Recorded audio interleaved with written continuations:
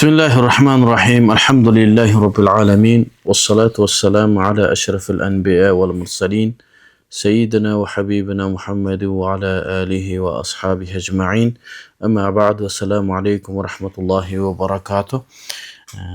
Urmatlı Müslüman bir tuğandar, gayradan biz sizler menen beşinmedegi tüz efirden sorularga жооп берүүнүн сабагыбызды баштап атабыз. Eğer Allah Tebaraka ve Teala mümkünçülük bere turgan bolsa, bugün şu sizlerden gelgen sorularga toktop, kolunuzdan gelişince жооп berүүгө hareket kılalı. Soruny başlardan burada bir neseye toktala getsek, barıngızlarga malum bolgonday ele, geçe günü Kazakistan'a kulagan uçakta köptөгөн bizdin musulmandar anın arasında dengezi adamlardan kaza bolgan aballar boldu. Emi Kırsyk degen Kaşkabaktın ortasında deyit Allah Tebaraka ve Teala uşul jerde kaza bolgondordu özü rahmatına algan bolsun musulmandardı. Ошолордун arasında bizdin Kırgızstandын da 3 yaranı var eken. Akırkı malumattарға karaganda al 3 yaran oorukhanada deyit. Allah Teala alardın oorusuna şifa berip tez ayıgıp ketişini nasip etsin. Ошол jerde kaza bolgon jana jabыр tartkanlardын bardыгына Kuday Taalam özün berekesin, tınçlığın bersin. Ошол jerde bir alına turgan sabak. Demek biz insanlar kaçan bul dünyadan getebиz belgisiz ekendigi. Her bir adam ошол ahiretine dayardanısı gerek ekendigin uşul bir Kırsyktagı bizge bir eşik kakılaganday boldu da. Ошол jerde bir musulman bir tuğanыбыздын bilbedim al kaysıl Azerbaycan'dan uçkandar eken bulara bilbedim kaysıl men bilgenden ошol musulman ekende bayağı akırkı minütlerinde kelime keltirip belki Allah Teala'ga jolhuga dayardanıp atkanday süret kaldırdı. Biroq Allah Teala ошол kelimenin berekesi menen ошol kişi aman kalıp keyin Kırsyk bolgondan keyin dagı özünün kayrulusun jasady da. Demek Allah Teala kalagan insanga ölüm, kalagan insanga jaşоо beret eken. Biroq ошондон her bir insan sabak alışı gerek. Kaçan, kaysıl jerde, kantip bul dünyadan getişibizdi жалгыз gana Allah Teala bilet. Her bir insan ошол keter gününe dayartık görüşü abzel. Kuday Taalam elibizdi, jeribizdi şunday kırsyktардан saktagan bolsun. Elibizde tınççılık bolsun, amançılık bolsun. Allah Taalam özünün berekesini elibizge jadyra bersin. Kırsyktар jer betine takır bolbasına. Bugünkü sabagыбызdan ошol bizge kelgen sorularga жооп бере turgan bolsok, kүйөөм менен таарынышып атамдын үйүнө кеткениме 2 жума болду. Kүйөөм жообуңду бердим деп айтты. Ошол өтөт кете бер деген болчу. Суроом, жообумду бердим деген талакка өтөбү? Чын жүрөктөн айтып жатам. Жообуңду бердим деп 10 жолу айтты окшойт. Алдын ала чоң рахмат. Кеткенимдин себеби kүйөөм зина кылат. Ар түрдүү кыздар менен жазышып, көңүл ачып жүрөт. Акыры мен ушундай адаммын. Кааласаң кабыл кыл, каалабасаң кете бер деп калган болчу. Ортодо 3 балабыз бар. Жашаганыбызга 8 жыл болду дейт. Биринчиден ошол эки үй бүлө эркек менен аял өзү ошол баш кошуп аткан мезгилде шарияттын талаптарын, диндин себептерин, диндин буйруктарын билип алыш керек да мусулманмын деген инсан. Ал эми мусулман эместерге биздин сурообуздагы, кайрылуубуздагы жок. Алар эми өздөрү билгендей айбанат жашоосунда жаша. Биз мусулмандарга кайрылабыз. Демек сен мусулмансың.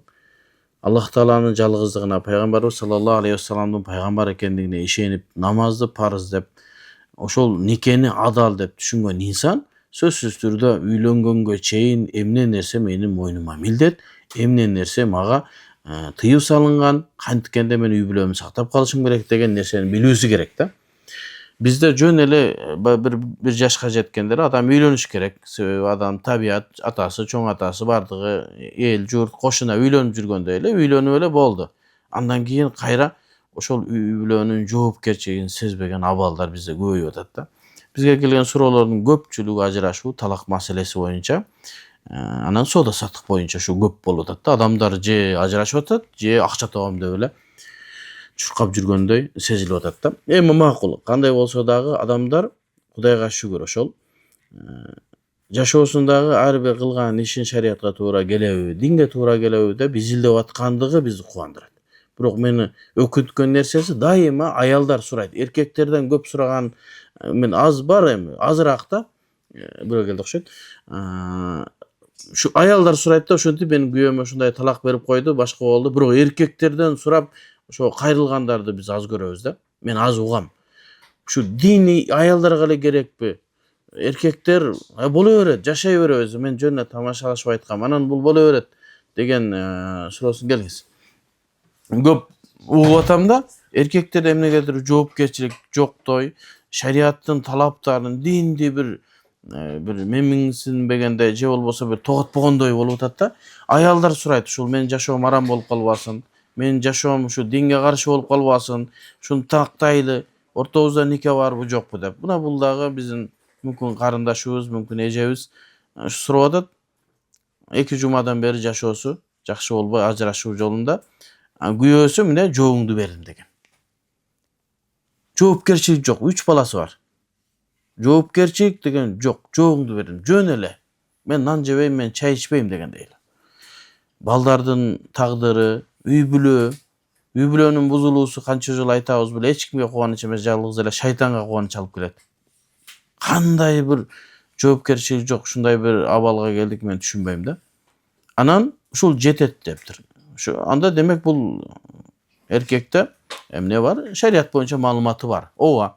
Эгер жообуңду бердим деген болсо, бул талак, бизде талак 2 бөлүккө бөлүнөт. Талак сарих, анан талак киная деп, ачык айтылган талак, анан кийин каймана мааниде айтылган талак деген бар. Каймана мааниде айтылган талак бул ошол талакка дагы жана башка нерсеге да иштеле турган сөздөр. Ал эми сарих талакка бул ачык талак сөзүн колдонгон нерсе. Ал эми талак сөзүн колдонгондо буга ниет каралынбайт, балки санын канча жолу айтты, ошол гана каралынат. Анан эми абалдар бар, жинди болсо, башка болсо, анда анын талагы өтпөйт, түшпөйт деп айтабыз. Эми акыл эсинде жайында адамга оозунан чыккан сөзүнө жооп бериши керек болот. Эгерде жообуңду бердим деген сөз айтыла турган болсо, жообуңду бердим деген 2 нерсеге айтылышы мүмкүн. Жообуңду бердим, үйүңө бара бер. Жообуңду бердим, сен калаган нерсеңди кыла бер деген максаттагы болушу мүмкүн. Жообуңду бердим, мен адаштым. Сенин жообуң бул талагыңды сурап атасың, мен ошо талагыңа жооп бердим дегендей дагы маани түшүнүшү мүмкүн. Ушул мезгилде эркектин ниети суралынат. Бул сөздөн эмнени максат кылдың? Ажырашууну талакты максат кылдыңбы? Эгер ооба талакты максат кылдым десе, канча талакты ниет кылдың? 1 талак деген болсо 1 талак, 2 талак десе 2 талак, 3 талак деген болсо 3 талак түшүп калат. Эми муну 10 жолу айтыптыр. Эми 10 жолу айтса дагы ошол эгерде ар биринде бирден талак ниет кыла турган болсо, үчөөндө талак түшөт дагы, бул аял аны менен жашаганга такыр мүмкүнчүлүгү болуп калат. Калгандарына кыяматта жооп берет. Ысыраф кылып талак сөзүн себепсиз колдонгондугу үчүн. Эми себеби эмне экен? Себеби зина кылат. Аялы бар туруп зина кылат. Башкача айтканда, никесиз башка бирөө менен жакындык кылат, аялдар менен сүйлөшөт.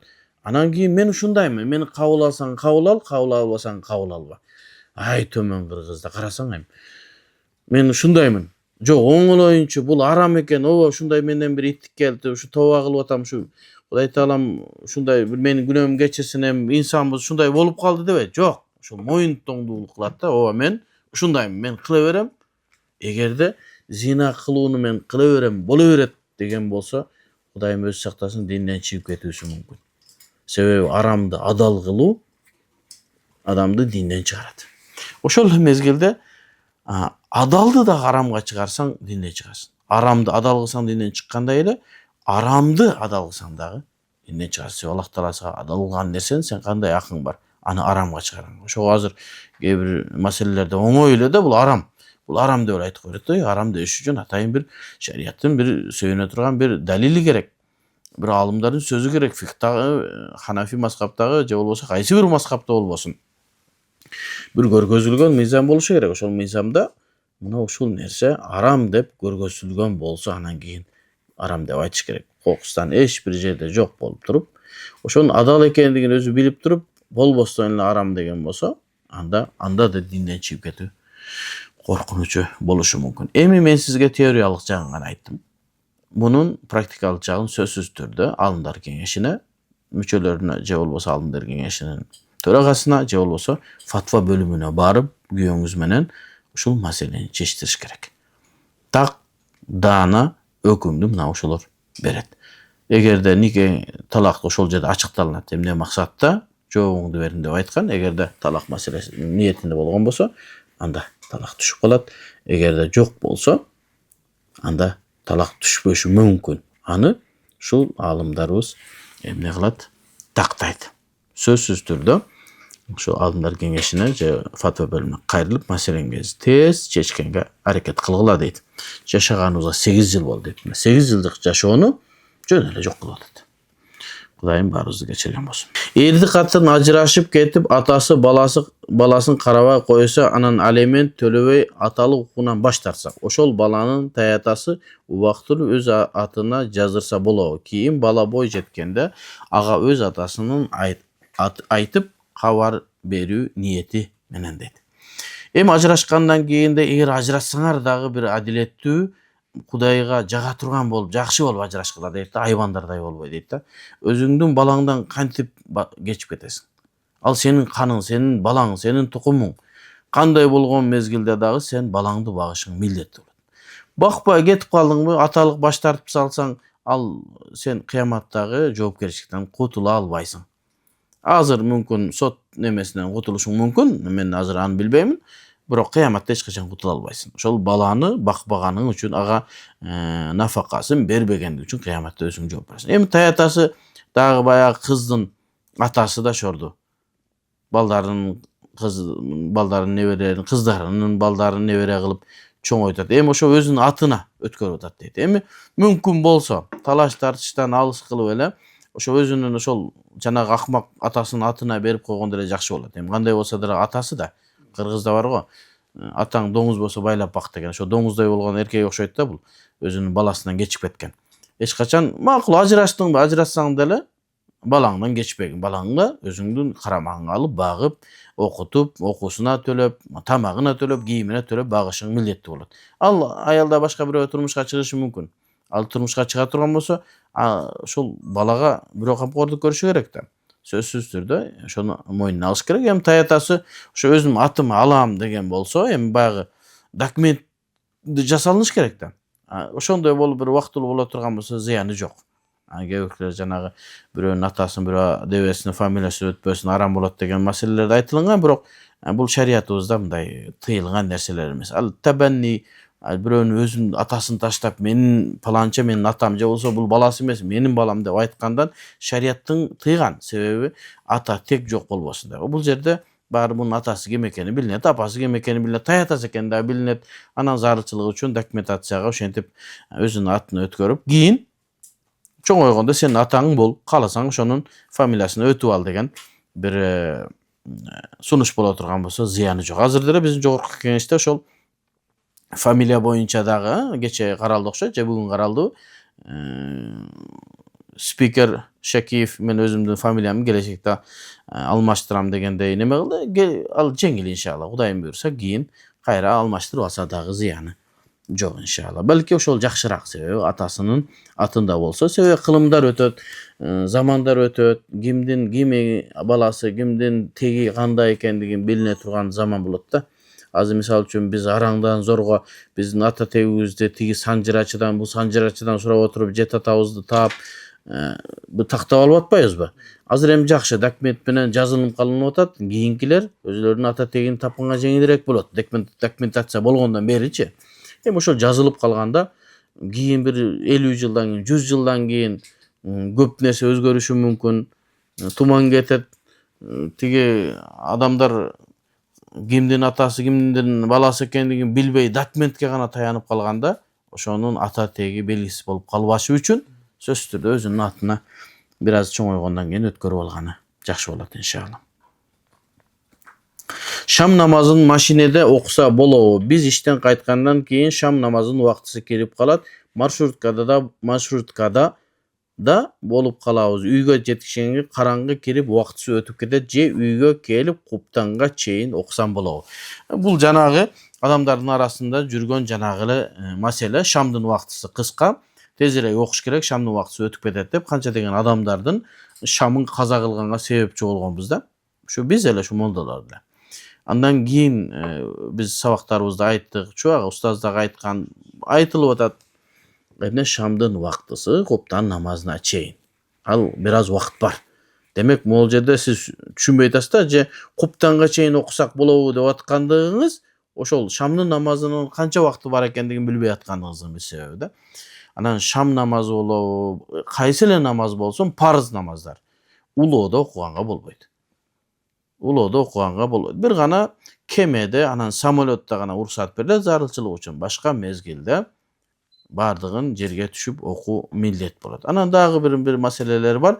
Эгер бир катуу жамгыр жаап аткан болсо, борон чапкын болуп аткан болсо, ошол жери бардыгы ылай болгон, улоодон түшүп окуу мүмкүн болбой калган мезгилде гана улоодо окуганга уруксат берет. Бул да зарылчылык үчүн. Андан башка мезгилде түшүп окуу керек. Маршруткадан дароо түшөсүз, жай намазыңызды сумкаңызга, рюкзагыңызга салып алыңыз дагы. Намаздан шам болгондо дароо түшүңүз, эгер мүмкүн түшүңүз дагы намазды шамды жолдун чекесине. Ушундай болсо, парыздын болсо дагы окуп туруп, кийинки маршрутка менен кетип калсаңыз болот. Себеби жашообузда өзүбүздүн намазыбызга, динибизге көңүл бурушубуз керек. Баягы намазды, Кудайдын буйруктарын экинчи орунга койбошубуз керек да. Билесиңер, шариятыбызда согуш болуп атканда да намаз токтолбойт. Атайын биздин фик китептерибизде согуш болуп атканда адамдар намаз кантип окуйт, сүрөтүн көргөзүп койгон. Бирөө намаз окуп атканда башка бир жамаат согушуп турат, алар аркага кайтат, ушундай. Демек, намаз согушта да токтолунбаса, анан маршруткада окубай коюу же болбосо каза кылып коюу дурус эмес. Анан эгерде мен туура түшүнсөм, ошол эгерде куптан азанга айтканга чейин үйүңүзгө жетип кала турган болсоңуз, анда шамды өзүнүн убактысында окуган болосуз. Эч кандай күнөө жок. Өзүнүн убактысында окуган болосуз, куптанга азан айтканга чейин. Азыркы мезгилде жакшы Насаат медиа жана башка немелерде намаздын убактылары так көрсөтүлгөн. Аны биздин муфтиятыбыздын алдындар кеңешинен атайын тактап көргөзүп койгон. Ошол убакыт менен намаз окуй берсеңиз, иншалла дурус болот. Ал эми машинеде себепсиз окуган намазыңыз намаз жарабай калат. Жума күнү жума намазга бара албай калса, жума окубаган мечиттерде азан айтып пешим окулабы же айтылбайбы? Пешимди жамаат болуп окуйбу же жалгызбы дейт. Эми бир айылда болсоңуз, ал айылда жума окуганга уруксат берилбесе, демек ал жерде азан айтылынып, пешим намаз окулуна берет. Демек, ал адам айылга жума окуу милдет эмес. Анан эгерде мен жуманын сообун алайын деп атайын шаарга барып, атайын жума окула турган мечитке барып окуган болсоңуз, анда ага сооп ала бересиз. Эми экөөнү экиге бөлүп караш керек. Эгерде жума окуганга уруксат берилбеген айылда мечитте бола турган болсо, ал жерде кадимкидей азан айтылынып, коматайдын пешин окулуна берет. Эми жума окулунган жерде бир себептерден себеп болуп жума окубай калса, кандай кылып окуйт? Жума окула турган жер жумага барбай калды, пешинди кантип окуйт десе, ошол пешинди жанагындай жамаат менен эмес, жеке-жеке окуш керек болот. Себеби эмне себептен жуманы бизде жамаатка барышты милдеттүү кылып койду? Себеби анын мындай адамдардын топтолушу, намаз окулушу адамдарды баягы биримдикке чакырган, эң негизги жамаатка чакырылган намаз. Калган намаздардын жамаат менен окушу суннаты муаккада, бекемделген сүннөт. Ошон үчүн жумага чакырык болгондо деп бекемделип айтылынганы бул важип, милдеттүү түрдө. Анан бир себептен улам барбай кала турган болсо, анда өзүн ошол айып сезип, жеке-жеке окушу керек болот. Азан айтып, комат айтып, баягы элге жарыя кылбастан акырында. Аллахым ыраазы болсун. Bişkekte oturuktashıp üy jay Bişkekte bolup, ayılga ata-enenin üyüne barsa namazı kasır kılbay okuybu. 14 günge jetpese deyt. Karаңыз, biz mına 30 yıldan beri adamlarga din aytıp atabız, şariat aytıp atabız deybiz, birok dagı dele jönököy namazdagı nerse özü da üýretip bütelekpiz da. Biz hali jırgap ketelekpiz da. Hali kança degen çoň kiteplerden sabaklarыбыз hali baştarly namazды бүтüre alбай atabız da. Sapardağı namazыбыз kандай, kasır namazыбыз kандай, namaz kaysı mezgilde ulooda okusa bolat, kaysı mezgilde tüşüp okuş kerek, kaysı namazды sözsüz türe tüşüp okuş kerek, hali bilbey atabız da. Demek kızmat kılışыбыз керек, көп işleşibиz керек hali. Elimizdin jana köptügü menen koku meçit tolgon tigi adamlar gelip otat dep sүйüngөнübüz beker bolup atat da. Adamlar hali namazın tolukтай elek da. Anın sebebi emnede? Emne sebepten şunçal жылдан beri adamlar meçitke tola namaz okuyup dagı şu özümüzdün namazыбыздын emnesi farz, emnesi vacip, emnesi sünnet kaçan bozulat bilbey atabız. Sebebi kebir meçitlerde je namaz okuganda bir kitepke gana özün baylap algan. Boldu, şu kitepte okuyup başka kitepte okuybayt. Günden günge bugün daratdagı bir hökümdü üretseň, erteň başka hökümdü üretip 30 yıldan beri bir yılda bir kitepten bütseň 30 kitep бүтüp koyboýsunmu? Ustazlar, alımdardın sabaktary meçitde tınbay bolup atat. Demek bir nerse barda bizde ilim alууdan kısıp toktatıp turgançı. Namaz okup atşat.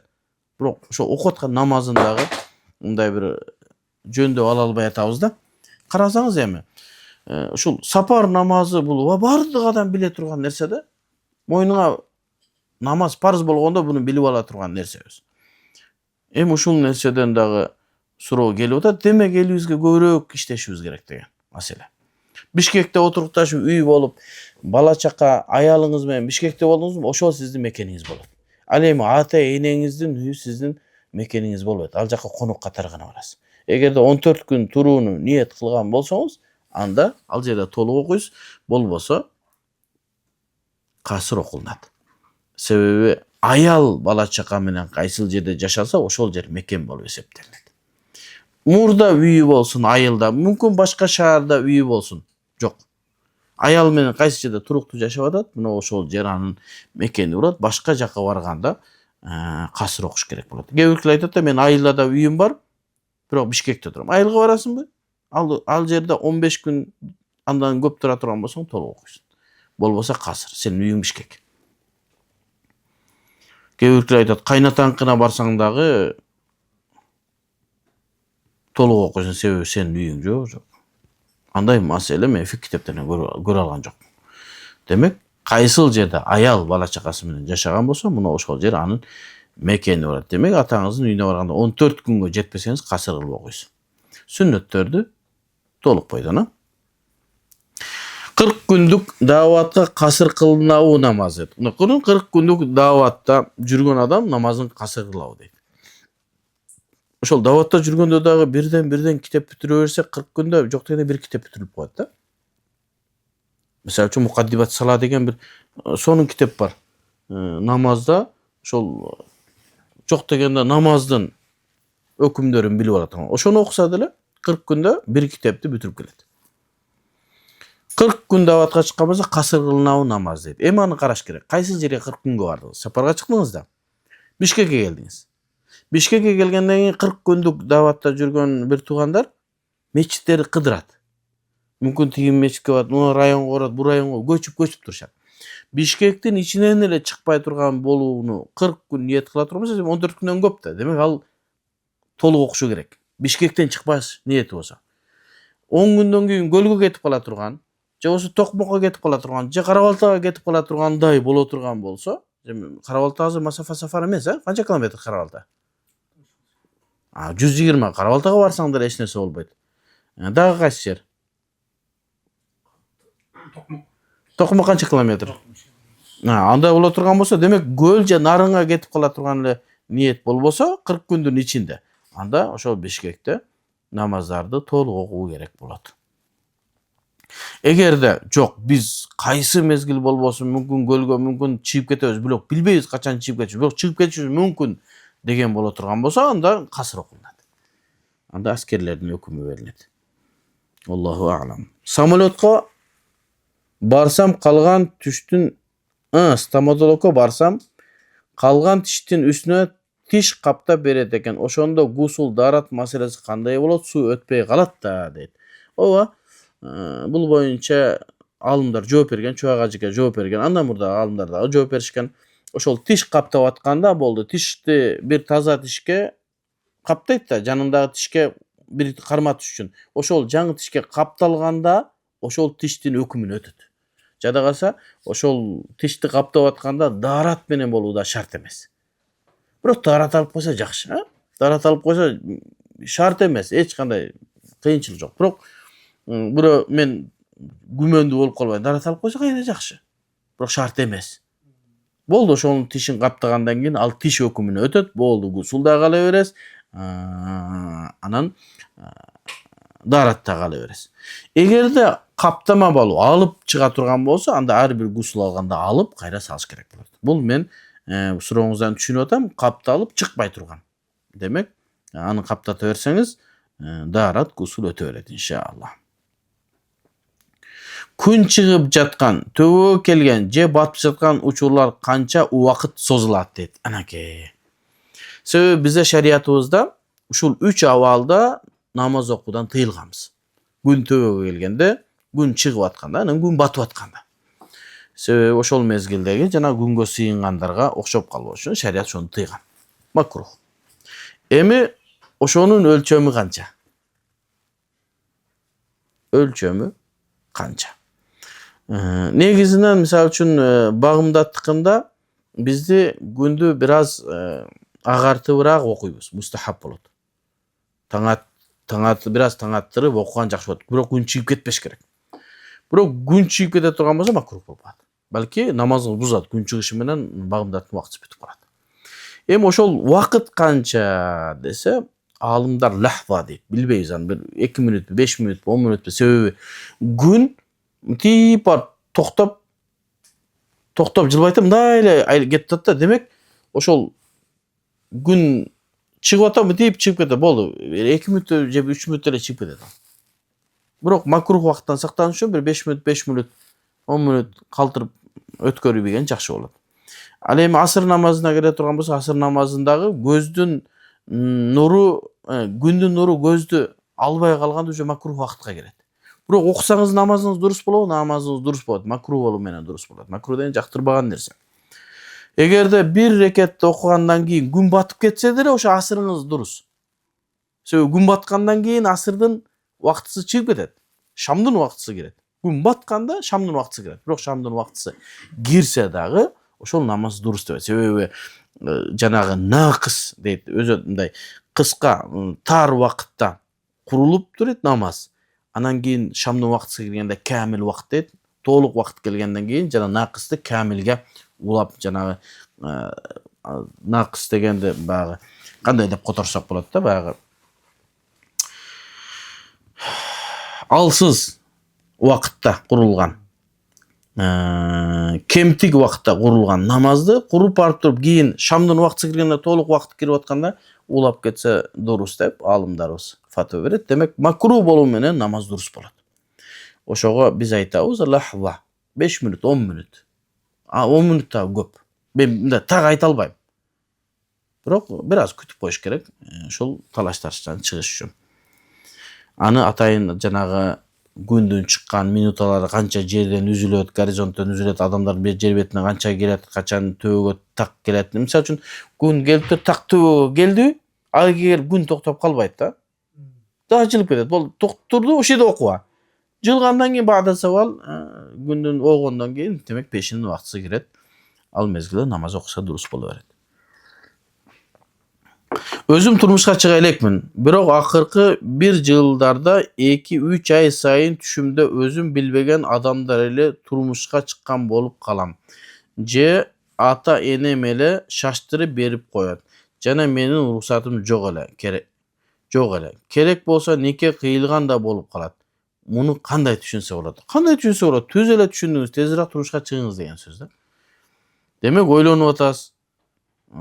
Адам кыздардын бир аз жашы 20дан өтүп баштагандан кийин жашоосун ойлонуп башташ керек, турмуш куруш керек, эртерээк баягы жаш мезгилде турмушка чыкса тезирээк бала төрөлүнөт, балдар чоңоет, кийин колунан иш алат дегендей. Жаш мезгилде ден соолук жакшы болот, бир аз жаш көтөрүлгөндөн кийин төрөт дагы кыйын болуп калат.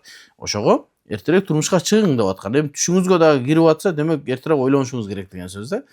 Тезирээк теңиңизди таап, ар кимди тандап жүрө бербестен, ыймандуубу, намаз окуган, табакел кылып, кошунадан, башкадан сурап, башкесер жанагындай акмак адам болбосо, жакшы, адеп ахлактуу, намазын окуган, ыймандуу инсан боло турган болсо, турмушка чыга бериш керек. Эми ошо түшүңүзгө 2-3 кирсе, турмушка чыгып атса, ата-энеңиз зордоп берип атса, эми дагы эмне кылсын? Болбосо берип салабыз деген дагы бир чакырык болуусу мүмкүн. Себеби бирок шариятыбызда ата-эне кызды зордоп турмушка бере албайт. Себеби кыздын уруксаты керек. Ошон үчүн анан жанагындай болуп жөнүнө жүрө берсе, тезирээк берип эл деген дагы пикирлер болуусу мүмкүн. Кээде нике кыйдырып коюп атат дейт. Бул ушунчалык сизге мындай аяндар келип атса, анан тезирээк турмушка чыгыш керек, жашоону тезирээк аракетин кылуу керек. Биз Россияда үй бүлөбүз менен иштеп жатабыз дейт. Балдарыбыздын бул жакта садикке берсек болобу? Бул жакта садикте, эми бакчада чочко эти берилбейт экен. Бирок тоок эти берилет экен. Тоок эти адалдап союлганбы жокпу билбейбиз. Эмне кылсак болот, күмөн болуп жатат дейт. Эми Россияда үй бүлөңүз менен иштеп аткан болсоңуз, ушу балдарыңызга көңүл бурушуңуз керек. Себеби ата-эненин балдарына адал тамак берүүсү милдет. Себеби алар силердин колуңардын астында. Демек, балдарыңарга адал тамак берүүгө милдеттүүсүңөр. Анан бул жактагы бала бакчалар, ошо бала бакчаны караш керек. Кандай бала бакча? Орустардын бала бакчасыбы же мусулмандардын бала бакчасыбы? Азыр мен билгенден Россияда кыргыздар да бала бакча ачып калган, өзбектер дагы ачыптыр, тажиктердин дагы бала бакчасы бар экен, татарлардыкы, чечендердики, мусулман бакчалар бар экен. Демек, ошол жерге берсеңиз, анан ал жактан чочконун эти берилбесе, тооктун эти берилсе, ошо жакшы ниет кылышыбыз керек. Мусулмандар ачкан бакчада ошо адал тамак берилет да. Кантип эле ошо мусулман адам сиз жаш балдарга арам тамак берсин. Ал эми мусулман эместердики болсо, же болсо күмөндүү бир жамаат, же мусулман эмес боло турган болсо, ал жерде биз чочконукун бербейбиз десе, анда ал тооктун эти болобу, балянын эти болобу, аны билиш керек. Адал бисмилла Аллаху акбар деп союлганбы, же болбосо ток менен өлтүрүлүп жана Европадан келип аткандай этпи. Эгерде андай боло турган болсо арам болуп калат. Ошо күмөндөн алыс болуш үчүн тактасаңыз күмөндөн алыс болосуз. Кандай садик? Кимдер берип атат? Кандай? Ал эми мусулмандар болуп, чечендер, кыргыздар, өзбектер кылып атса, анан дагы өтө эле аша чаап, такыбалык кылып, мен көргөн жокмун, бисмилла деп сойбоду, ошого күмөндөнүп атам деп атсаңыз, анда сиздин өзүңүздүн күмөнүңүз. Мусулман үчүн жакшы күмөн кыла бериш керек. Алар деле Кудайдан коркот, бирөөгө арам тамак берүүдөн коркот. Кээде менден сурап калат да, биз бир мусулман бир туугандарыкына барабыз, алар намаз окушат. Бирок мен тамагына бир аз күмөндөнөм да, адал болду, арам болду, ошону кантип? Мусулмандын үйүнө барып аткандан кийин аны туура жакшы күмөн кылыш керек да. Ошол намаз окуп аткан болсо, ал деле арамдан тамак жегиси келбесе. Эми бир адам бар. Намазды эмнеге окуп атканын билбеген.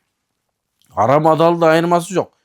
Жана көрүп атпайсызбы? Кадимкидей эле Рамазан күнү тиги хадиялар, арак-паракты мусулмандар эле апарып аткан абалдар болуп калып атпайбы? Демек алар атында гана мусулман шариятынын өкүмдөрүн билбегендер. Демек ал арактын арам экенин билбей аткан, тоокту бисмилла Аллаху акбар, же болсо койду бисмилла Аллаху акбар дебей союлса арам болуп кала турганын деле билбейт ал.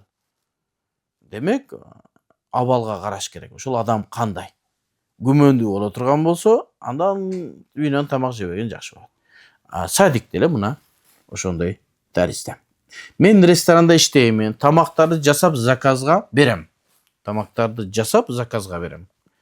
Заказ кандайга берет да? Тамактарга кошулчу продуктылардын баары грамм менен жазылган менюда. Кээде заказ көп болуп кеткенде заказга берүүчү тамактар заказ көптүгүнөн таразага тартканга жетишпей, тартпай эле можомолдуу түрдө беребиз. Ошол кылганыбыз кандай болот? Күнөө болбойбу? Просто жетишпей калабыз, мүмкүнчүлүк болбой калат. Кээде ашыкча, кээде көп берип салабыз. Ошол кылганыбыз кандай болуп калат? Эми Осман империясынын мезгилинде нанды жасаганда таразага салып камырды. Андан кийин нан жасаганда нандардын баалары граммы бирдей болушу үчүн, адилеттүүлүк үчүн. Бирөөрдү алдабайсың. Анан эми тамакта дагы граммга салып кылган бул жакшы нерсе экен да. Демек мен азыр угуп атам, өтө жакшы нерсе. Демек адилеттүүлүк, баягы адамдарды алдабаган, баарына бирдей кылган. Бирөө ашты заказ кылса, табагын толтуруп алып келип, бирөөсү азыраак болуп калса, мисалы да, мүмкүн нааразы болуп калышы мүмкүн, себеби ал акчасын төлөп атат. Акчасын төлөп аткандан нааразы болуп турганбыз, ал шариятыбызда жаман көрүлгөн амалдардан. Бирок эми шашылыш болуп атса, эми өтө бир айырма чоң эмес. Эми мисалы шашылып кетип, бирөө 5 мантыны заказ кылса, 4-өн алып берсең, анда туура эмес эми. Эми бир аз кичинерээк же ичине бир аз 1 грамм, 2 грамм азыраак болуп калгандыгы эми натажабыз дейт го, эми мынчалык катуу кармабайсыз. Эми шашышта анча мынча нерсе бар. Болгону адамдар менен жана граммга тартылган тамак менен тартылбагандын айырмасы өтө чоң болбосо да, эми бир аз. Анда зыяны жок. Бирок эми ошол таразага тартып кылынган жакшы. Себеби адилеттүүлүккө жана тапкан акчаңыздын адал табылганына себепчи болот. Мен өткөндө балам шаурманы жакшы көрөт. Анан бир жерге бардык, ошол адал шаурмага барып, ошо заказ бердик, жасап атат. Азыр шаурманын дагы коркунучтуулары бар экен. Өлгөн малдарды деле жасап, ана баштын, жылкынын же буйдун баш эттеринен кошуп, аралаштырып, жанагындай даамы чыга турган бир нерселерден салып жасап койгондор бар экен, Кудайдан коркпогондорчу. Ошон үчүн баягы ишеничтүү мусулман, жанагы аба неменин шаурма же болбосо ошондой гамбургер саткан жерлеринде мусулман экендиги белгилүү болгон немелер бар да. Мисалы үчүн Мубарак, мисалы кафелер, бардык тамактарын адал кылган, ошого окшогон. Өзүбүздүн кыргыздын жигиттери, машалла. Мына ошого окшогон жерден алып атканда күмөн кылбай алсаң болот. Тиги мен ошондой жерге бир барып алып атсам, кесип тиги этти граммга коюп, анан жасап атат да. Мен өз көзүм менен көрдүм. Аябай ыраазы болдум да. Баягы эмесе канча бир 2 грамм, 5 грамм нары бери болушу мүмкүн, бирок адамдарга болгон адилеттүүлүк же болбосо Кудайдын астына барганда мен жооп берем деген жоопкерчилигине мен аябай баа бердим. Демек ошондой кылып граммдап берсеңиз жакшы болот. Эми өтө шашылып кетсеңиз эми кечирим мен, бирок ошол тиги алган адам нааразы болбой турган абалда болуш керек. Денеде жаныбардын сүрөтү чегилген, окуган намазыбыз өтөбү дейт. Эми кээде жаш мезгилде, дин тааныбаганда, армияга барганда, башка болгондо Нина деп жазып атышат го, Елена деп мынтип кыргыздар. Анан жанагы кыйдан кеткен аттар болсо Коля деп мынтип кыйларды кылыпчы. Анан эгерде баягы денесинде сүрөт ачык болот болсо макрух болот. Үстүнөн кийим кийип алса жабылат. Эгерде ошону кетирүү мүмкүн болсо кетирип калган жакшы. Кетирүү мүмкүн болбосо зарылчылык үчүн калып калгандыгы үчүн мүмкүн күнөөкөр да болбошу мүмкүн. Өзүнүн кылганына өкүнүп тоба кылган болсо, айла жок да жана кетирип салганга. Анан мен билгенден азыр кетире турган нерселер чыгыптыр. Бир аз ооруйт экен, бирок лазер менен кетирет экен. Ошол жок дегенде баягы өтө сүрөт ачык болбой турган нерселердин кетирип койсо, иншалла макрух болбой калат. Аллаху а'лам. Намазыбыз өтөт. Намаздын өткөнүндө эч кандай неме жок. Болгону намазда бир аз макрух болуп калат. Себеби сүрөт бар үйдө астында же болбосо намаз окуган кыбла тарапта сүрөттүн болуусу макрух болот.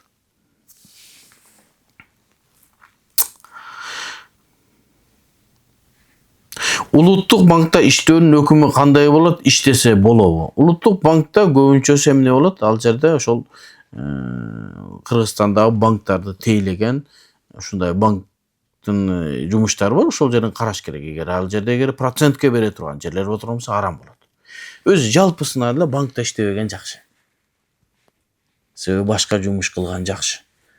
Анан жок, бала чаканы багыш парыз болуп атат, мен башка жумуш таба албай атам десе, ошол жанагы процент бербеген жөнөкөй кароолчу, тазалагыч болуп, ошондой болуп жумуштарга иштесе, зарылчылык үчүн уруксат. Ал эми өзүң эмне банкта иштеп атасың анда десе, биз ислам терезесинде иштеп атабыз. Ошо эмне себептен? Ислам терезесинде деле иштебей койбойсуңбу анда? Десек, жок, ал банктар барып адамдарга арамды берип атса, чекеден аз дегенде эптеп исламий терезелерди ачып адамдарга таза, адал соодаларды үйрөтүшүбүз керек болот да. Барып, акыры ошону эмне кылышыбыз керек? Баягы исламий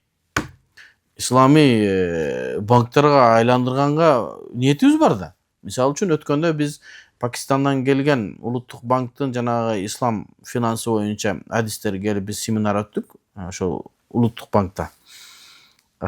Ошол жерде ошол Пакистандын улуттук банкынан келгендер айтты да, биз жакында иншалла Пакистандын бардык банктарын ислам банкына өткөрөбүз. Демек, биз дагы ниет кылып, аракет кыла берели. Мисалы үчүн азыр биздин М-банкта өтө жакшы иштер башталды. Мисалы, биздин өзүбүздүн жанагы предложениясы бар го, жанагы акча, ошонун исламийин ачтык. Ал жерде арам нерселер жок, кредит жок, онлайн бир нерсе сатып алам десең, арам нерселерди сатып алганга доступ жок. Азыр биздин карталар М-исламик деп чыгып баштады. Банковый карталар. Ал жерге салган акчаңыз башка арам нерселерге иштетилбейт. Чакырыкта мисалы, эми адамдар бардыгы ошо М-банктын ошо М-исламиктин өтүш керек карталарынчы. Акчалар бул жака которуш керек. Ал жака которулса, ал акчалар арамга иштебейт. Банктагы биздин акчаларыбыз турат да, биз мынтип эле жеңилдик кылып бардыгыбыз эле банктагы счет ачып акчабызды салып коебуз. Ана банк иштетет аны. Арамга дагы башкасына да иштетет. Сизден сурабайт аны. Азыр М-банктын М-исламик деген карта бар. Барып бересиз, карды хасан деп коет. Болду, акчаңызды ошол жерге коесуз. Сизди арам жака иштетилбейт ал акча. Мурабаха, мудараба, ошого окшогон ижара исламий жактарга гана иштетилет. Акчаңызды баягы таза бойдон туруусуна бир жакшы шарт болот. Мисалы үчүн дагы башка немелерди кылып атабыз адамдарга жеңил болуш үчүн. Мурабаханын башкачараак түрлөрү, жана М+ деп чыгып атпайбы? М-банкта. Ошону көп сурап атышат. Силер молдокелер ошо жерде иштейт экенсиңер. Жок, М+га биздин байланышыбыз жок. М+ ал банктын өзүнүкү. Ислам терезесине карабайт ал М+. Биз ошол М+дүн исламий шариятка ылайык жагын караштырып атабыз азыр устаздар менен. Ошол иншалла документтер даярдалынып, шариаттын советтин сунушу бериле турган болсо, ал жерде ошо исламга дал келген гана нерселерди, мамилелерди кылганга болот. Демек, мен сиздин сурооңузга жооп бердим деп ойлойм.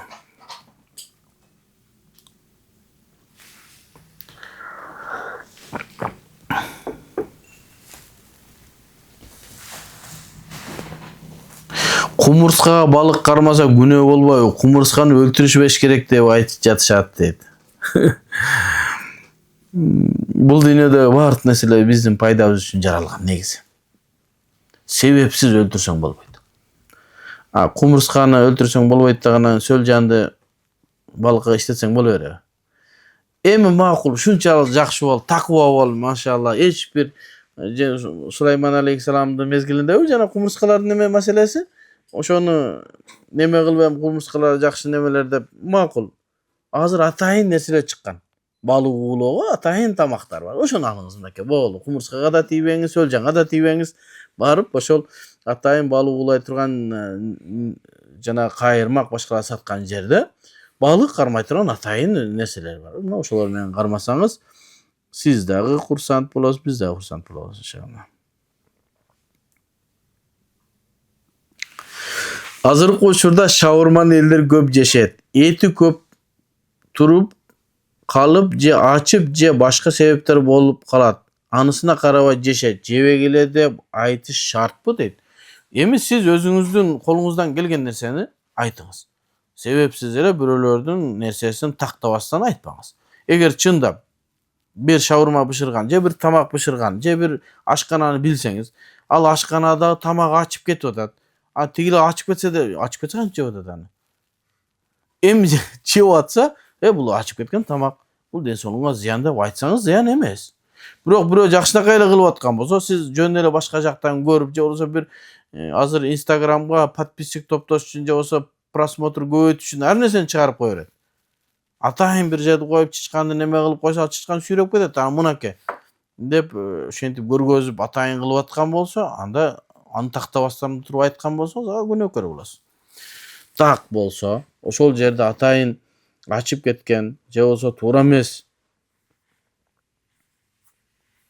эттер менен болуп аткан болсо, эскертсеңиз ал эмне болот? Сооп болот. Себеби эскерткен эскертүү момундарга пайдасы бар дейт.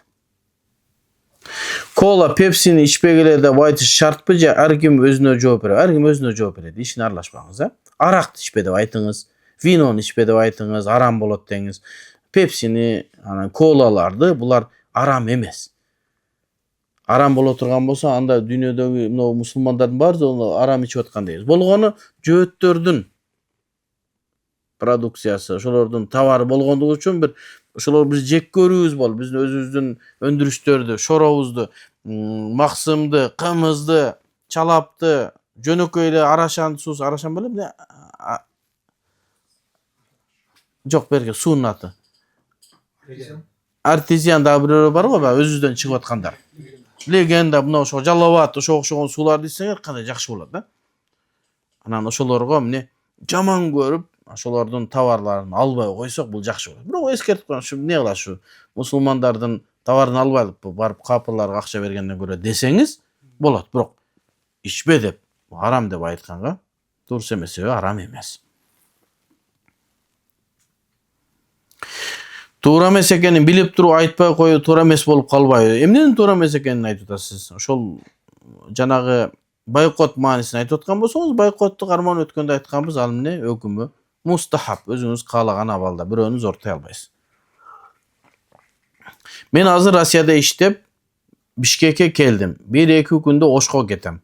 Ал жака 10 же 12 күн туруп Бишкекке келип, 10 күн туруп кайра иштеген Россияга кетем. Намаздарды кантип окуймун? Бишкекте үйүм бар, балдарым жашайт. Аялыңыз менен кайсы жерге убактылуу келе турган болсоңуз, анда 14 күн жана андан көп жашоону ниет кылышыңыз керек. Убактылуу келе турган болсо. Түбөлүктүү жашап аткан болсоңуз, бул өзүңүздүн үйүңүзгө келгенден кийин болду, ал өзүңүздүн үйүңүздө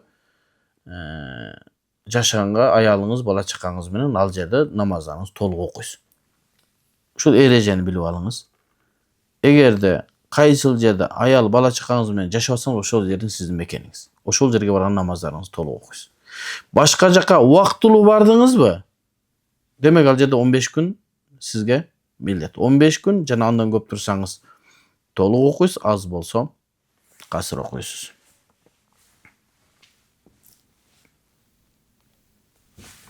Курандан жумасында 2 жолу сабагым бар. Ылдыйдан жогору көздөй жаттап жатабыз. Үзүрлүү болгон убакта биздин мазхабта Куран кармалбайт, окулбайт деген фатва бар экен. Устазыбыз берилген эле тапшырманы даарат менен китеп кармабай жаттайсыңар деген. Мени кыжалат кылган нерсе ушул. Ооба, биздин Ханафи мазхабта үзүрлүү болгон аялдар, кыздар Куран окубайт жана Куранды кармабайт. Жана эркектер жанагы жунуп болуп, жуунуу милдет болуп калган мезгилде Куранды окубайт жана кармабайт. Даратсыз мезгилде окуса уруксат. Эми ошо Куран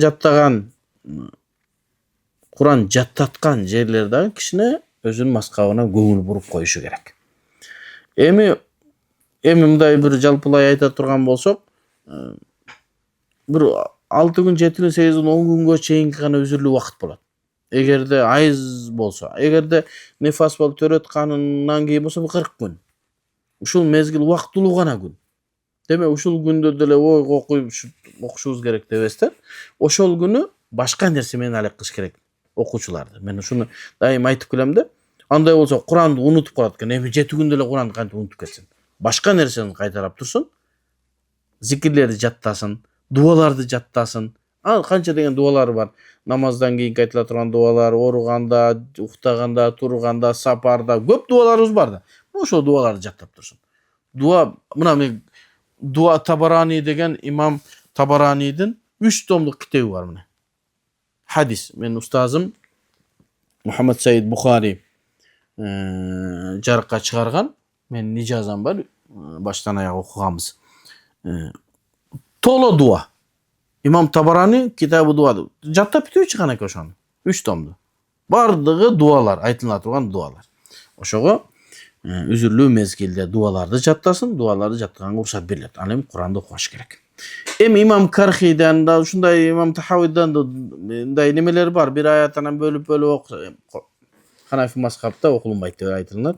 Ага муштахид фил мазхаб, мазхабтагы муштахидтерлер Тахавидин же имам Кархийдин сөзүнө фатва берилбесе, машхур мутундарда, белгилүү фик закондорунда, Кудури башка китептеринде окулунбайт деп айтылат. 5 ай мурда үйлөнгөм. Үйлөнөр алдына жубайым айткан, зордукталгам деп. Bir эле жолу деп. Макул деп жакшы көргөнүмдөн үйлөнүп алгам. Анан азыр башка балам менен дагы 4 жолу жатканын билип отурам. Аябай ичим өрттөнүп атат.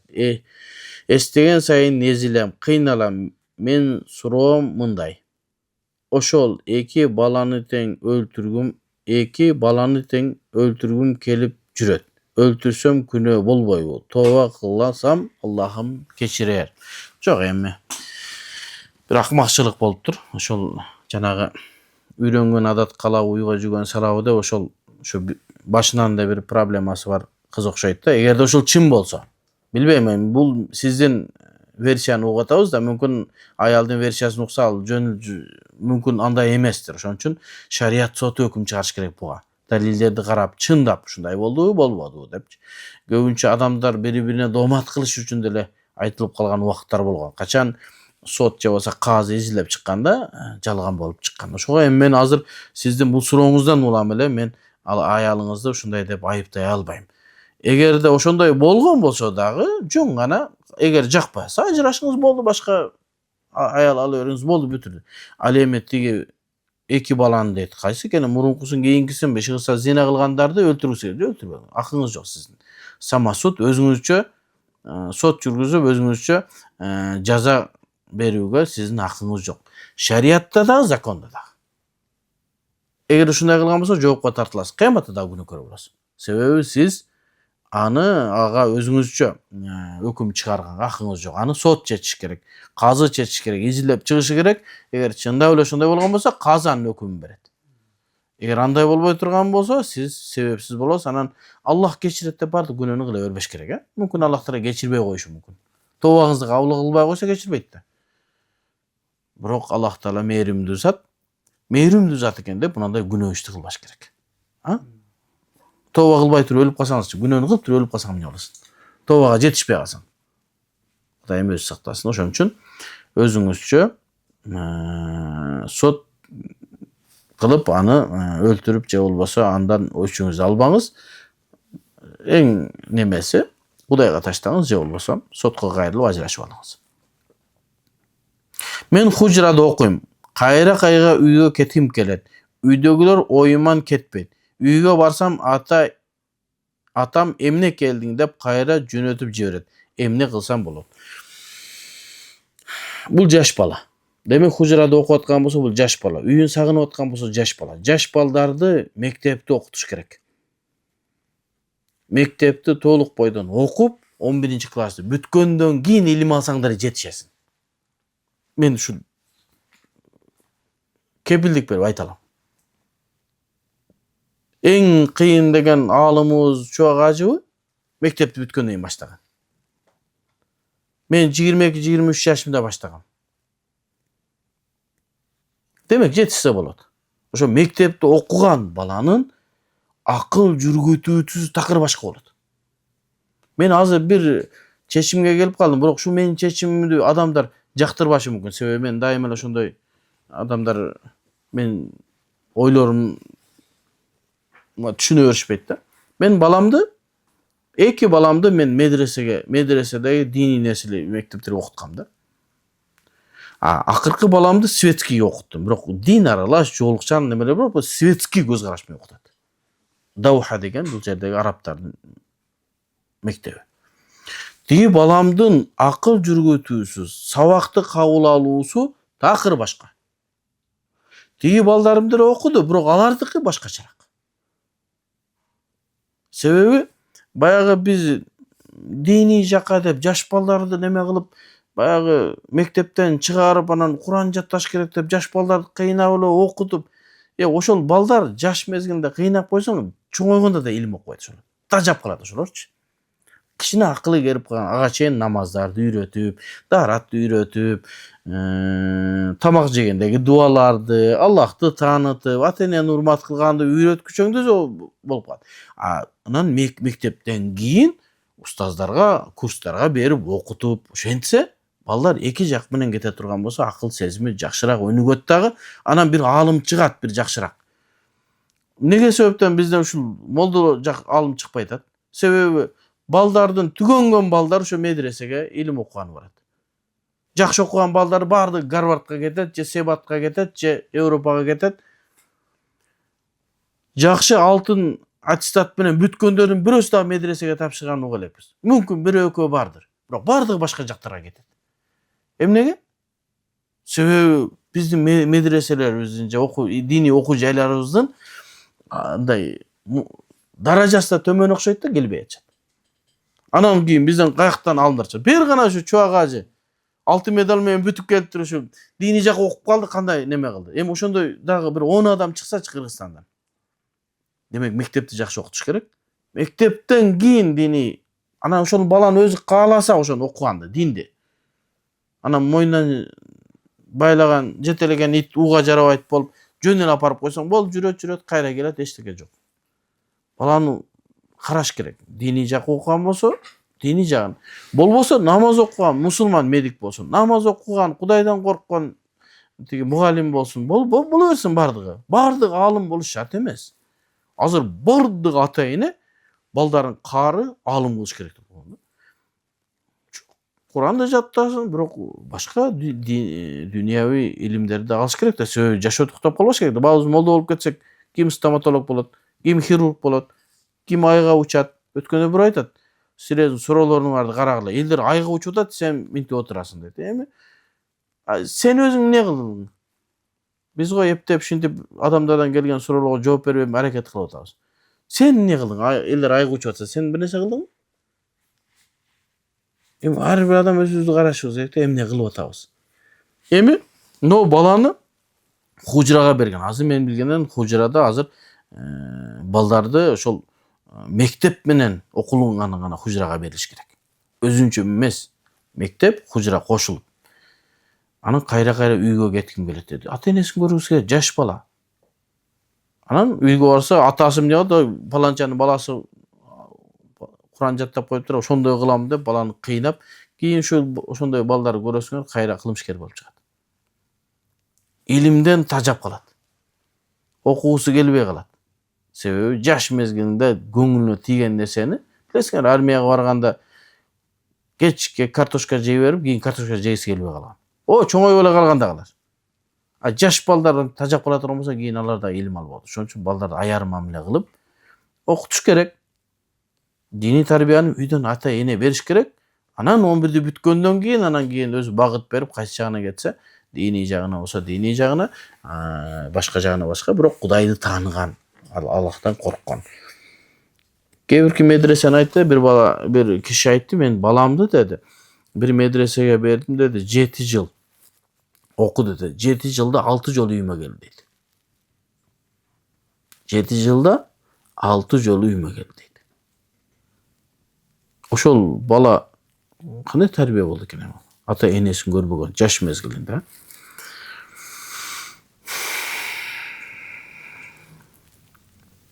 Шарият илимин окутушубуз керек, динди окутушубуз керек, бирок үйдөн окутуп барып, 11-ди бүткөндөн кийин гана башка окуу жайга бериш керек. Болбосо балдардын акыл сезими өспөй калат.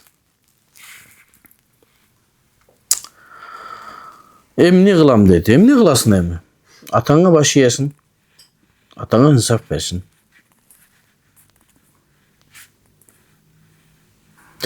Бай адам зекет бериш керек экенин быйыл эле билдим. Мурунку жылдары үчүн да эсептеп зекет чыгарыш керек болобу же быйылдан баштаймынбы? Жок.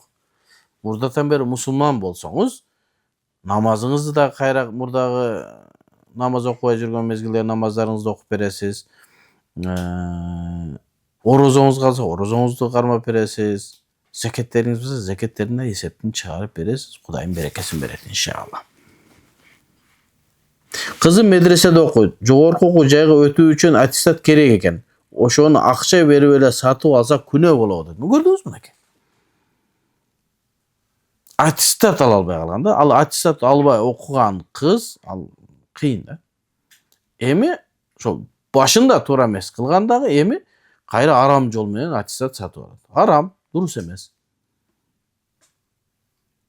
Ошон үчүн эки жакта окуй турган мектепке бериш керек. Такыр болбой эле ушундай диндар кылгым келип атат десеңиз, эки жакта медресени да окуган, мектепте да окуган окуу жайлар бар. Ошентип окуп бүткөндө медреседен да таалим тарбия алган, аттестат да алган. Андан кийин нар жагына кетет. Сатып алганга болбойт, окутуш керек. Окутуш керек. Азыр жана сырттан окуу дагы бөлүмдөрү бар. Ошол жакка окутуш керек. Эми баланын өмүрүн да каласы эми.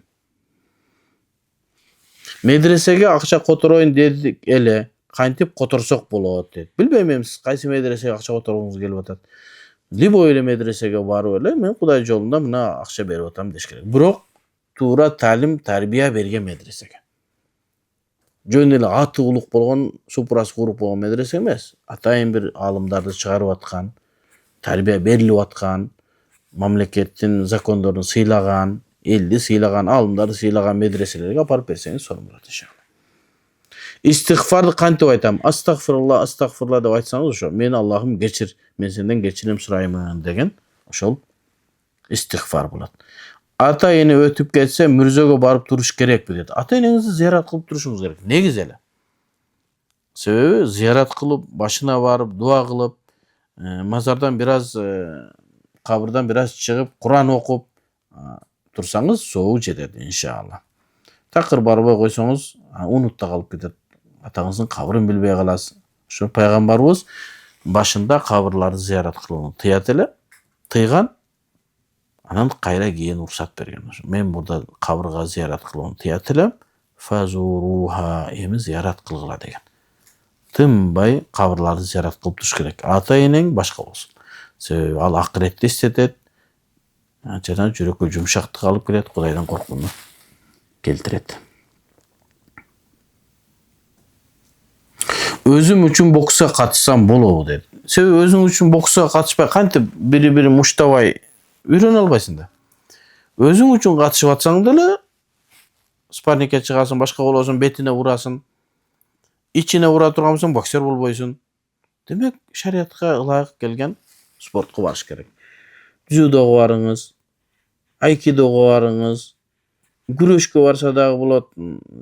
Эркин күрөш же болбосо греко-римский күрөш боюнча. Бирок проблема күрөштө баягы кийимдер бир аз немерек да. Мен жигиттер менен отуруп сүйлөшүп калдык да бир жерде. Канатбек Алиев, бир жоламандар менен отуруп сүйлөшүп калып айттым да, мындай бир лосина кийип алсаңар болобу? Тизени кичине жаба турган болуп.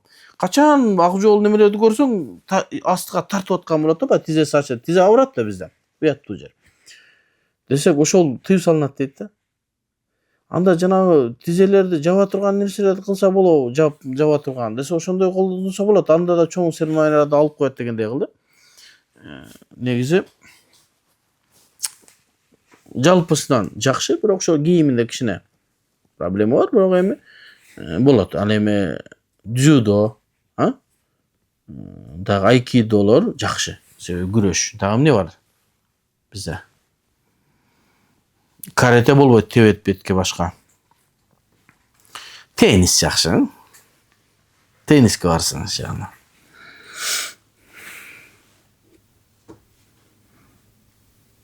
Бильярд ойногондун өкүмү кандай дейт?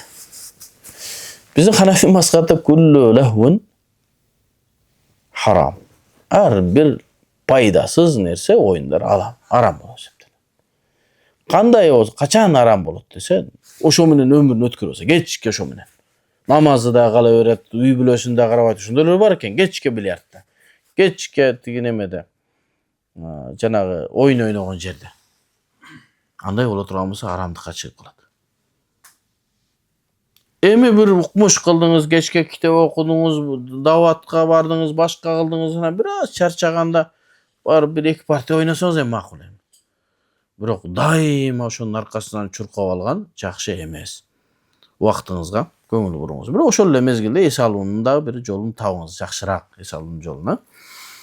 Мени 5-6 бала сабап кетти дейт. Милицияга арыз жазгам. Азыр арызыңды кайра ал. Жакында үйлөнөт элем деп суранып жатат. Мурун да милицияга түшүптүр. Эмне кылсам болот? Эми мусулман бир туугандар менен эми жаш мезгилде кичине урушуп талашып турабыз. Эмне кылабыз аны? Кечирип койсоңуз жакшы болот. Эми аны камап тоюнан калтырып ит кылбаңыз эми. Экинчи неме кылбайм деп кечирим суратып, эгерде сизге бир зыян келтирген болсо, ошо зыяндарды төлөттүрүп, анан кичине тарбиясын берип, анан арызыңызды алып койсоңуз жакшы болот эми. Касташып, душмандашкан жакшы эмес. Аллах алам. Бишкекте мен тайенем Баткенде каза болду. Жаназасына барышым керекпи же бул жакта эле дуа кылсам болобу? Кара мына суроолор уже кеч калып кеттик да. Биздин жооп бергенибиз деле канчалык даражада пайдасы тиет. Мүмкүн келечектеги бирөөлөргө пайдасы тиер. Эми Баткенде каза болсо деле жаназасына барганыңыз жакшы болот. Өзүңүздүн туугандардын жаназасына барып катышып дуа кылган жакшы. Эми үзүрлүү болсоңуз, себептүү болсоңуз бара албай калсаңыз кечирим. Себеби фарзы кифая. Бирөөлөр жаназа окуган болсо калганынан сакыт болот. Күйөөм 2 жылда бир келип кетет. 4 ай эрди катын болуп жашабаса нике бузулат дейт го. Биздин никебиз бар бошонду. 6 жылдан бери кошула элекпиз. Кет деп көп айтат дейт. Мындай жашоо болбойт. 2 жылда бир келет деген жашоо эмес. Бул зулумдук бири-бирине. 4 айдан көп кетпесин деген, нике бузулуп калат деген маселе жок. Нике бузулбайт эч качан. Качан оозунан талак сөзү чыкмайынча нике бузулбайт. Же болбосо казы бир себептер менен жокко чыгарбаса нике бузулбайт. Бирок 2 жыл келбей жашоо бул бири-бирине кылган зулумдук. Биздин никебиз 6 жылдан бери кошула элекпиз. Кандай 2 жылда бир келсе, дагы 6 жылдан бери кошула элек болсо кандай болот экен? Кет деп айтат дейт. Өзүңүз карап көрүңүз. Антип жашоо эмес, өмүрүңүздү кетирбеңиз. Кет деген болсо, кетиңиз дагы башка жашооңузду, турмушту улаңыз. Мен сизди аны менен жашаңыз деп айтайын десем, 2 жылда бир келсе. Мүмкүн арам нерсеге түшүп калуу коркунучу бар, башка нерсе бар, ысык жан дегендей. Ошон үчүн кет десе, талаңызды алыңыз дагы башка бирөөгө турмуш кылып жашаганыңыз дагы оң. Чечүүчү сизсиз, мен сизге мындай өзүм оюмду айтам, мындай бар деп атайлап мажбурлабайбыз. Кара дуа көз түйүүдөн айыктырган күчтүү молдорго көп жыл барып, бирок айыга албаса эмне кылыш керек дейт. Өзүңүз дем саласыз. Анан ошондой бир нерсе менен сыналган болсо, Аллах Таалага тәвеккел кыласыз. Башка эмне дейбиз эми? Кабага барыңыз, дуа кылыңыз, тавафка барыңыз, умрага барыңыз, ажылыкка барыңыз. Өзүңүзгө дем салыңыз. Башка күчтүү молдорго чыгара албаса эмне кылабыз эми? Күйөөм башка жакта, мен башка жактам. Экөөбүз жашабай калганыбызга 8 ай болду. Талак бер десем бербей жатат. Кантип алсам болот? Мына ушул нерсе бизде Кыргызстанда азыр көй болуп атат. Эркектер баягы жоопкерчиликтен качып, баягы аялдардан да төмөн түшүп кеткен болду. Өзү ажырашкан же башка аял алып алган, мен аялына талак бербейт. Сен дейт, ушинтип азаптайм мен дейт. Бул акмакчылык. Кандай эркектин манастын урпагынан ушундай чыкканына уже таң каласың да. Мусулмандардан ушундай. Болду, эгер ажырашсаңар жакшы, сонун болуп ажырашкыла деген шариятыбыз. Болду, ажырашты болду, анын өзүнүн жолуна коюп, өзүнүн жашоосун жашасын, болду. Эми ушуну мен мурдагы бир сабактарда дагы мен айткам да, бир сунуш катарычы. Ушул маселени чечиш керек. Муфтиятка дагы кайрылуу кылганбыз эми. Расмий эмес ушу сабактан. Ушул маселени чечиш керек. Себеби мусулмандардын башчысы ошол муфтият болгондон кийин ушул маселени чечиш керек. Кандай кылып чечиш керек? Бул адамдын эгерде нике күбөлүгү бар боло турган болсо, сот менен ажырашса, бир талак түшөт деп айтып атабыз азыр. Сот менен ажырашса, бир талак түшөт, бир байын талак түшөт. Азыр проблема эмне болуп атат? Нике күбөлүгү жоктор болуп атат. Мамлекетке барса биз тааныбайбыз дейт, нике күбөлүгү жок дейт. Шарият муфтиятка барып фатва бөлүнө барса, биз талак түшүрө албайбыз, аял өзүнүн күбөлүгү. Аял чайналып калып атат. Анан 3 жолу бар бунучу. bir jolu takır bolbogon jol. Bul kılmıştın jolu. Oşogo bizdin alımlar ja muftiyat alımlar kengeş oşogo bardırbaş gerek. Al kanday jol? Tigi kızdın ağalары barıp tiginin tumşuğun tegizlep talağını alıp beriş gerek. Tigi ozundan talak çıksa da boldu. Bul jolgo men çakırbayım, biroq uşuga bundan başka jol jok da. Je bolsa muftiyat oşogo bir çeşim kılış gerek dagı. Mamleket menen süйлöşüp uşunday nike күбөлүгү жок нерселерге muftiyatка bir полномочия бериш керек. Ошондой эле келип кайрылганда ошо казы катары жете турганчы. Себеби мамлекеттен нике күбөлүк жокпу? Демек muftiyat аны өзүнүн казылары мененби кандай bir чара көрдөнүппү, укук коргоо органдары менен кызматташыппы, ушул маселени чечип бериш керек. Эгерде мусулмандар ушул мусулмандардын маселесин чечип бербесе, алар кыйналып жүрө берсе, анан мүмкүн динден кайтып кетүү да коркунучу бар. Кой дейт, ушу диниңе дейт. Ошон үчүн бул маселени muftiyat мамлекет менен бир сыйра карап маселени чечиш керек. Азыр мен жооп бере албайм, кандай кылышты. Üçüncü жолу жана эки жолун айттык да, биринчи жолу, экинчи жолу. Үчүнчү жолу мындай бир жакшы карап көрүш керек. Бир жерде болбосун, бир жерде досторуна мен ажыраштым деген эле сөзү болуп, ошол ниет болсо ошол талак эсептелет. Ошол жактарын издеп карап көрүш керек. Бир жерде оозунан чыккан болуш керек. Мен ажыраштым, мен талагым берген, мен жашабай калдым деген эле оозунан сөз чыккан болсо, ошонун ниетинде талак боло турган болсо, болду ошону талак деп эсептесек дагы болот. Аны үчүн изилдениш керек болот. Анан кээде аялдар дагы бар экен да, жакшы эркектерди жөн эле чанып кетип калган аялдар да бар экен. Андай боло турган болсо, тиги талагын бербегенге акысы бар. Эмнеге чанып атасың? Тамагың берип атса, тиги жыныстык жак ордунда болсо, жөн эле тиякта бир сулуураак кийинген бирөөлөрдү көрүп, күйөөсүн андай көрбөсө чанып кеткен аялдар бар экен. Андай боло турган болсо, ага карап маселе чечилиш керек. Мен жакында эле үйлөндүм. 4 ай болду. Аялым Кудайга шүгүр, тамак жасаганы үй тиричиликке тың жакшы эле. Оштук бул точночу. Бирок эч эле ага болгон сүйүү, жакшы көрүү сезим жок болуп жатат. Эми андай кайсарлык кылбаш керек. Кайча эмес. Көңүл бурсаң гана жакшы көрөсүң. Өзү сүйүү. Үйлөнгөндөн кийин башталат. Демек, үйлөнгөндөн кийин баштала турган болсо, бири-бирине жакшы мамиле кылса эле ойгонот деген нерсе. Сүйүү менен ал жок дейсизби? Болду, бири-бирине жакшы сөздөр, жакшы мамиле кылса эле сүйүү ойгонот иншалла. Андай боло турган болсо, сүйүү никеге чейин сүйүүнү биз тыйып салып атабыз. А никеден кийин дагы мынтип жүрө берсең качан боло турат сүйүү? Демек, аракет кылыш керек кишине. Анан мен ушуну сүйө албай атам деп Кудай урбады. Сүйүш керек. Болду, аялыңбы? Сүйүш керек. Аракет кыл. Анан сүйүү болбосо деле жашаса болот да, балдар бар. Сөзсүз сүйүп жашаш керек. Болду, өз сүйүү деген нерсе ошо үйлөнгөндөн кийин бир 6 ай болот ошо. Андан кийин болду, тиричилик менен эле сен тигини кыл, муну кыл, жашоо болду. Өлгүчөңдү сүйүү, ал Европадан кинодо эле нерсе, ал жашоодо андай жок. Жакшы көрүү, урмат кылуу бар. Сүйүү башка, урмат. Баягы адамда урмат сезимдер жакшы ойгонуп болду, урмат кыласың. Жакшы кыласың. Сүйүү деген жинди болуп күнүгө гүлап келип, анан уктай албай, эстеп, ал бир убактыр беле күндөр, үйлөнгөндө.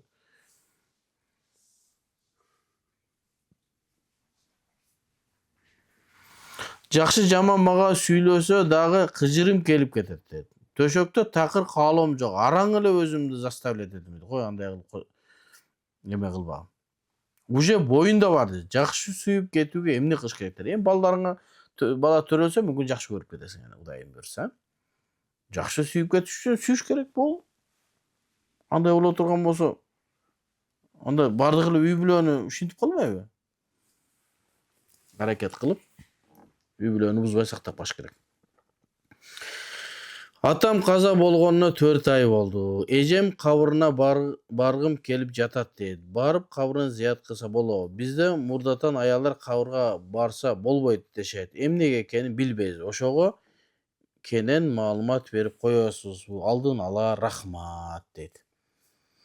Аялдардын бизде ошол кабырга зыярат кылып барбаганы жакшы дейбиз. Аялдар барып аякта барган сайын ыйлап, ызы чуу кылат. Ошон үчүн үйүндө эле Куранын окуп, дуасын кыла берсин, Аны эми кеңири айта турган нерселери жок болду. Аттын ичи ооруп заарасы чыкпай калганда илгери аксакал саяпкерлер мүрзөнү айландырсаң ал жердеги азапты көрүп коркконунан ат заара кылып жиберчү дечи эле. Азыр кээ бир адамдар мазарга алып барсаң ширк болот. Аллага ишенбей мазарга ишенип атасың дейт. Ширк болбойбу ошондой кылса дейт. Жок, андай кылса ширк болбойт.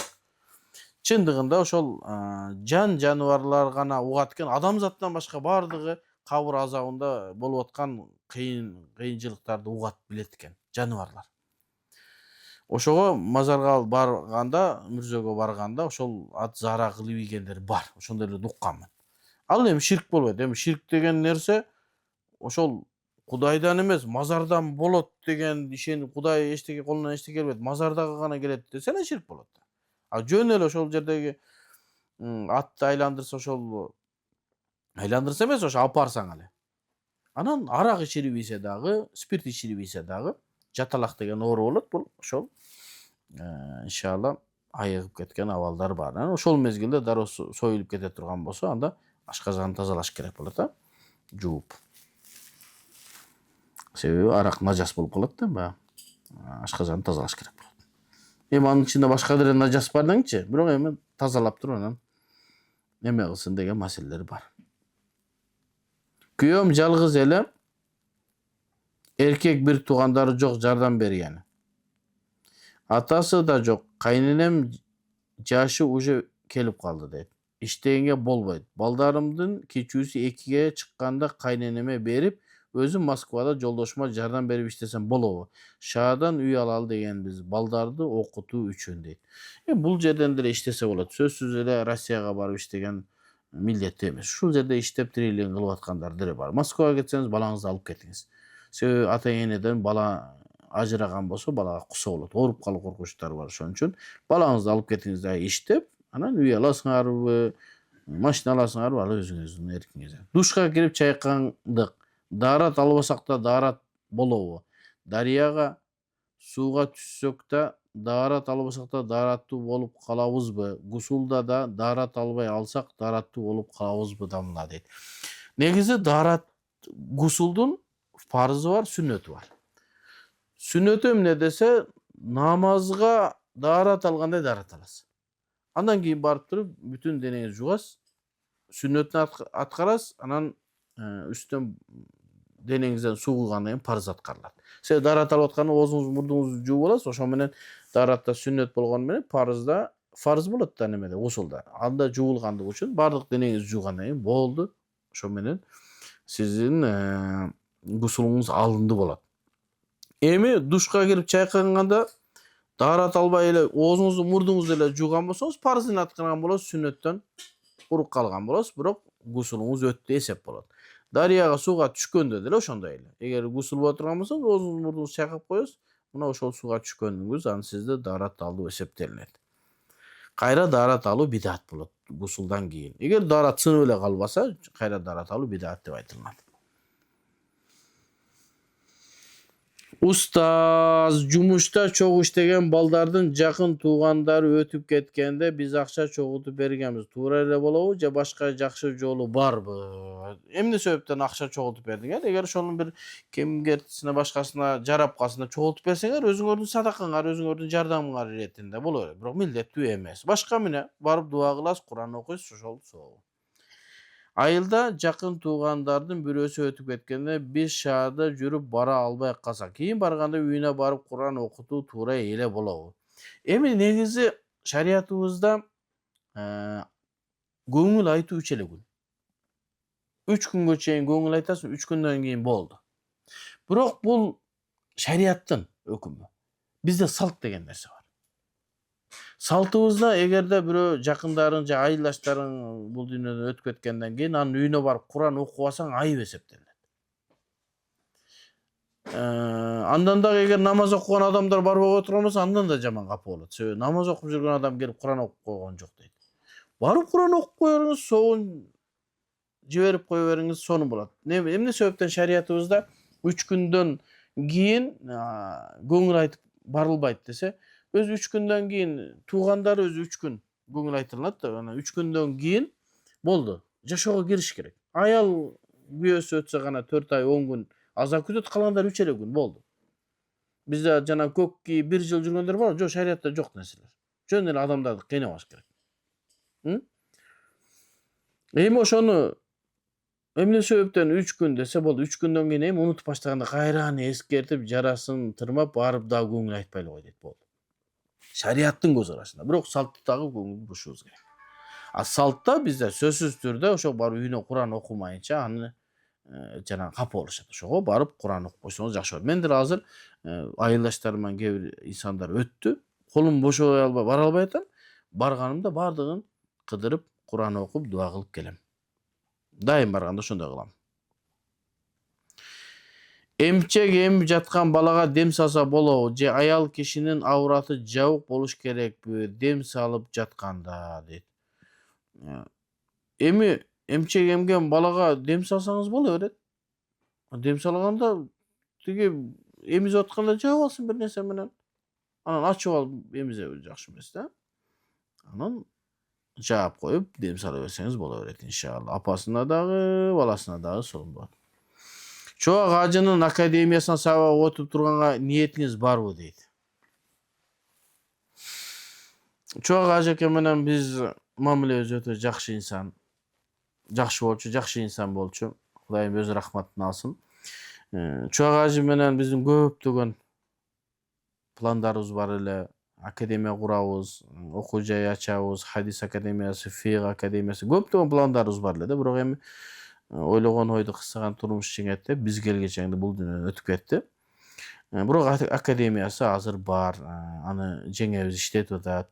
Кээ бирки балдар ошол жерде сабак окуп атат. Бирок ошол жерге барып сабак берүүгө мен өзүмдү бир ыңгайсыз сезип атам. Себеби чоак ажынын ордуна өзүм такыр койгум келбейт, чынын айтайын. Болбосо ошол жерге барып, ошол жерде сабак берип, чоак ажекенин сабак болуп, дүркүрөп турган жерин дагы бир неме кылган болсо жакшы болот эле. Эми калыс таксыр барып сабак берип атат, ошол бере берсин. Мен өзүмдү ошол жерге ылайык көрбөй атам. Ушу чынын айтайын. Мага эч ким тыйган да жок. Жеңе да 1-2 жолу айтты, ошол жака келип сабак берсең деп. Бирок ушу чоак ажынын ошол жерине барып сабак берүүнү өзүмө ылайык көрбөй атам. Иншалла башка жактан сабак кылып тура берсек, иншалла Кудайым берекесин берсин. Күйөөм талак маселесин дин аалымдардан сурап келели десем көнбөйт дейт. Аял никеси бар жок экенин жүрөгүм менен сезе алабы? Анткени никебиз бардай ортодо жылуулук жок. Жубайлар билбеген абалда нике бузулган болсо ортодогу ырк ынтымак да жоголуп, ушуга окшогон белгилер болобу? Аял менен күйөөнүн ортосунда никенин жок болуусунун бирден бир себеби эле ошол талак сөз айтылган же жогол кет деп талак ниетине айтылган болушу мүмкүн. Анан ал ортодогу мамилеге, сүйүүгө зыяны жок. Андан билинбейт. Качан өзүлөрүңөр ортосунда мамиле начар болуп баштаганда ошондой ырк кетет. Ал эми нике жок боло турган болсо аны такташ керек. Ошон үчүн үйлөнүп атканда ар бир эркек, аял билиш керек качан нике бузулат, качан нике бузулбайт деп. Анан барып никелерди жаңылатып турса кандай болот деген дагы адамдар бар. Мүмкүн күмөндөнүп атсаңыз барып никени жаңылатып коюңуз, эч кандай зыяны жок. Бирок милдет эмес. Сапарга чыкканда эки намазды биринин артынан бирин чогуу окуса болот дешет. Кандай шартта кантип окусак болот? Мен өткөнкү сабагымда мен толук бойдон айткам. Жибек жолу Сараксы мечитинде ошол сабакты уксаңыз, Ханафи мазхабтын негиздери же болсо эмне ал Абу Ханифанын эрчибиз же пайгамбарыбыз эрчибиз деген жанагындай экстремисттик ат менен коюлган сабак. Же экстремисттик дебейли, эмне дейлик мындай. Пайгамбарыбыз эрчибиз же Абу Ханифанын эрчибиз дегенчи. Ошол жерде мен сапардагы намаз окуунун, сапарда эки намазды жакындатып бири-бирине окуунун шарттарын толук бойдон түшүндүм. Ошону уксаңыз, иншалла сурооңузга толук жооп аласыз. Ушул жерден токтойлу. Калган суроолорду кийинки бейшемби күнү улантабыз. Аллах таалам баарыңыздан ыраазы болгон болсун. Берген jogaplarymyzy Allah'ım özü tuğra kılgan bolsa, adaşykdan öz geçirgen bolsun. Assalamu aleykum we rahmatullahi we barakatuh.